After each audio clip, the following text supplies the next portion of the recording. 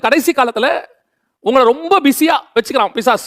ஏதாவது ஒரு வேலையை கொடுத்துட்டு அதுல ரொம்ப பிஸியாக்கி எல்லாரும் சொல்ற வார்த்தை ஜெபிக்கலையா, முந்தியெல்லாம் எங்க போனாலும் இன்று ஜெபித்தீர்களா, வேதம் வாசித்தார்களான்னு போட்டிருப்பாங்க. இப்பெல்லாம் அந்த கேள்வியே கிடையாது, ஜெபமே கிடையாது. ஜெபங்கிறது என்ன? இன்னைக்கு நம்ம சும்மா அப்படி எழுந்திரிச்சு உட்காந்து படுக்கையில் ஒரு 5 நிமிஷம் வந்து ஒரு 5 நிமிஷம் ஜெபம் பண்ணி முடிச்சிட்டோம்னா நம்ம ஜெபிச்சிட்டோம்னு அர்த்தம், அவ்வளவுதான். எவ்வளவு நாள் நீங்க ஜெபம் பண்ணி இருக்கிறீங்க? உங்களுக்கு ஒரு பிரேயர் டைம்னு ஒன்று இருக்கா? எல்லாத்துக்கும் டைம் இருக்கு. சாப்பிட்றதுக்கு முன்னாடி மாத்திரை போடணும்னு நல்லா தெரியுது இல்ல? சாப்பிட்ட பிறகு 1/2 மணி நேரம் உட்காந்துருக்கணும் டாக்டர் சொல்லி இருக்கிறாரு.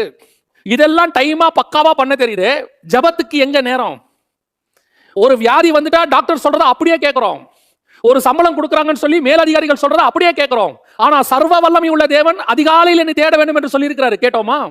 காலை தோறும் அவருடைய கிருபை புதிதாக இருக்கிறதுன்னு சொல்லி இருக்கிறாரு, கேட்டோமா? அதிகாலையில் என்னை தேடுகிறவன் கண்டடைகிறான்னு சொல்றாரு, கேட்டோமா? இல்ல.